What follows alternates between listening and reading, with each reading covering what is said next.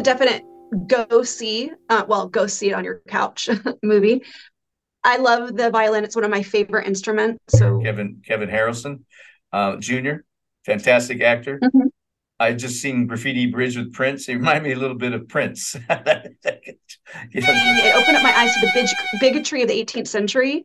And I do know that there was a section that was not real. The actually the opening sequence with Mozart that did not. He practiced violin 6 days a week, 7 hours a day for 6 months before he did this, Wow, before they filmed it. And you can see, it's that's amazing. incredible. That's Very well incredible. cast, and the costumes were stunning.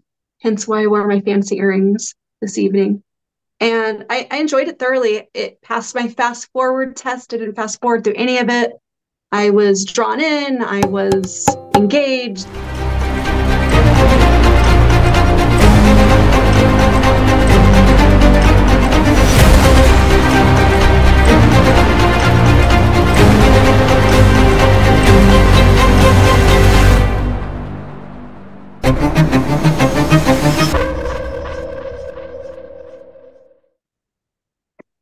Hi, everybody. Welcome to our channel. This week, we're going to be talking about Chevalier. I Chevalier. looked it up.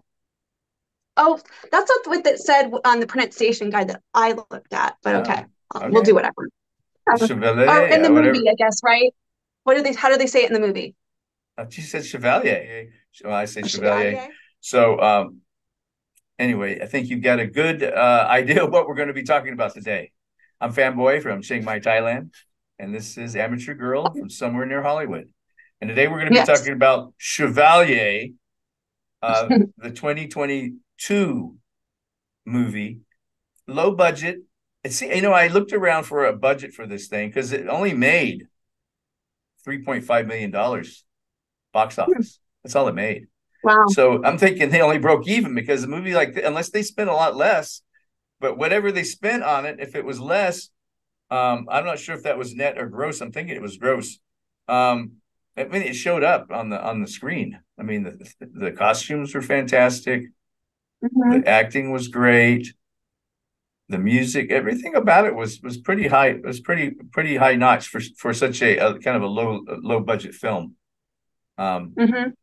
But I like to let Amateur Girl talk because then I end up stealing a lot of things she wants to say because I always have plenty to Well, add. Okay. so yeah, it was. I actually had already seen the film like a week ago Oh, before you had mentioned it. oh, Yeah. isn't that funny? So yeah, I think it's a definite go see. Well, go see it on your couch movie. I love the violin. It's one of my favorite instruments. So anything referencing or showing. All right. So I think it's a definite go see. It was enthralling and encapsulating. It opened up my eyes to the bigotry of the 18th century. And I do know that there was a section that was not real. The actually the opening sequence with Mozart that It's did not happen, fantastic though. It was a wonderful. but I loved it. I loved Yeah, it. but I loved But it. but there is no documentation, but there is a oral history, and somewhere I don't know where it got written down or spoken about that they did spend a couple of months under the same roof, Oh, Joseph Bologne and Mozart, because Mozart got sick in Paris, and for 2 months they lived together as hmm, just roof mates or whatever in the same building. So cool. they must have talked to each other, you know. Yeah, So I think that's maybe how played together. the idea of this first scene came up. And Hmm. just so I don't Well, forget, as a real fast note about the actor Kevin Harrelson, Jr., fantastic actor. mhm. I just seen Graffiti Bridge with Prince. He reminded me a little bit of Prince. Joseph Bologne for some Really? reason. I mean, Hmm. Prince definitely a Joseph Bologne type, man. He was a great athlete as well as being, one of the greatest musicians of our time. Yeah. But he practiced violin 6 days a week, 7 hours a day for 6 months before he did this, Wow. before they filmed it. And you can see, it's That's amazing. incredible. That's incredible. Yeah. They That is incredible. preparing for the part, right? Hmm. So, and you can see it. Well, Yeah. yeah, I was It going was to say it incredible. was It was very incredible. apparent. Yeah, it was Hmm. incredible. They didn't go out and find a guy who played violin. They just found someone who was super talented, and then he just taught himself, or took Right. took the lessons, right? Wow. Yeah, That is cool for sure. right. Yeah. So it did draw you in, the Mozart scene, and it really bothered me just to see the bigotry and would it be racism? Yeah, racism, right? Yeah, it's Racism racism. Racism is horrible. in It's that time. still rampant as Yeah. hell. And just the fact that he killed his son, I mean, it was just so tragic and awful. And I don't know how you could do that to a baby And we don't child, know if but that part of his life is true. I did read through the Wikipedia. Like I said, I'm no authority on this guy's life. The main thing is, if I had wrote this script, it would have been a different movie. Because he was evidently better known as a fencer than he was as a violinist. Almost his what's fencing. that mean? Yeah, and then when after the war, after the revolution, and they had to fight. He was in charge of the first.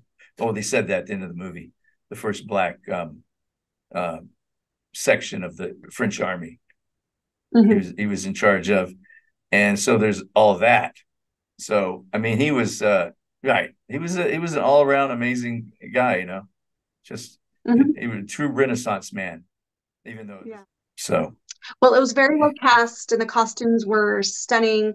Hence why I wore my fancy earrings this evening. And I enjoyed it thoroughly. It passed my fast forward test. I didn't fast forward through any of it.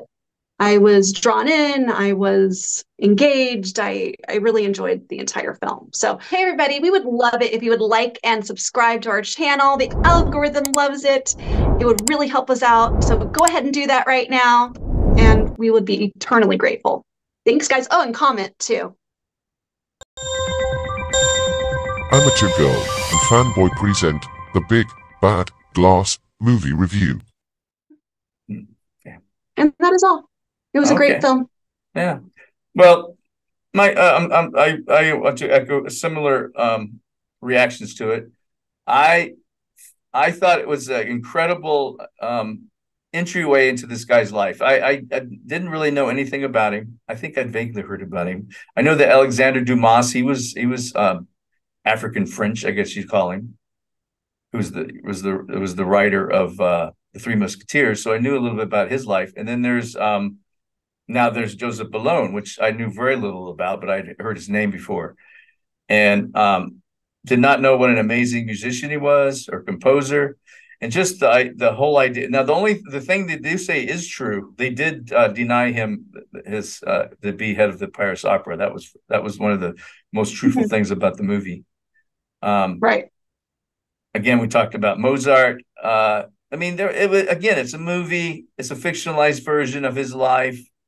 They didn't go into great detail. You found, but you did find out he was a fencing master, and that's true. You did find out he was a great composer. That's true. That you can still, he's just been rediscovered in the last probably 20 years, maybe 25 years. Now he's on the regular schedule of concert halls to play his music.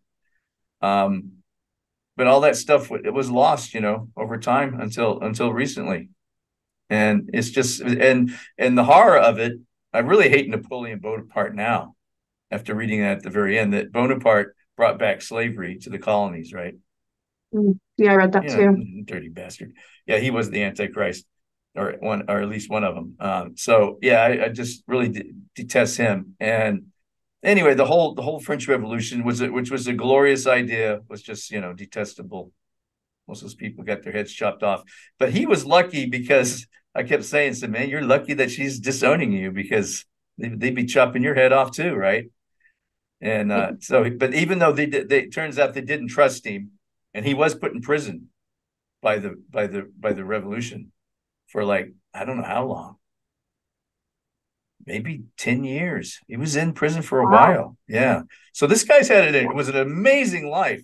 I would love to have seen it as a mini series, right? So you can really get into depth and because he had an incredibly, and this was such a short film. It was like a short, like one person said, a gateway film into his life.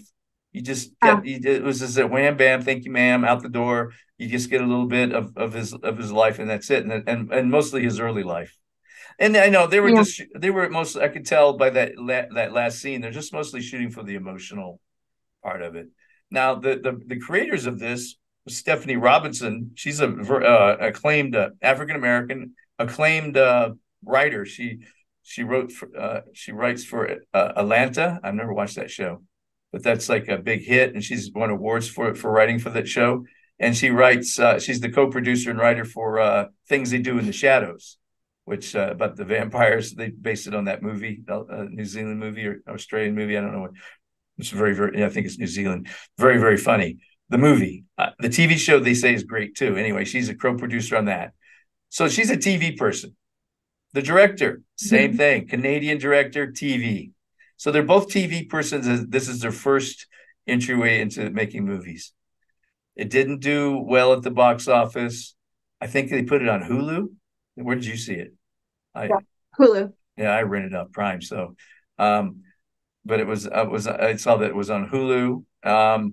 We don't get Hulu here in Thailand, and so it didn't make a lot of money, but it's worth seeing. It's just a really really interesting movie and an interesting character. You know, it pretty much captures what his life was like, and the racism, of course, that has been going on forever. Mm-hmm. You know, so my review is for my big glass review, I'm going to give it like 90%. You know, 10% taken off just because, you know, it could have been a multi-million-dollar movie extravaganza, you know, fantastic. You know, they could have had a huge Hollywood budget, blah blah blah, and then it'd be 100, and it was the same quality, it'd be 100%, right? But you know, it was a smaller budget movie. You know, it's just a shame too, because you know, they did Amadeus and gave it the the $1 zillion treatment, and and Joseph Bologne gets this little film. But it is what it is, you know.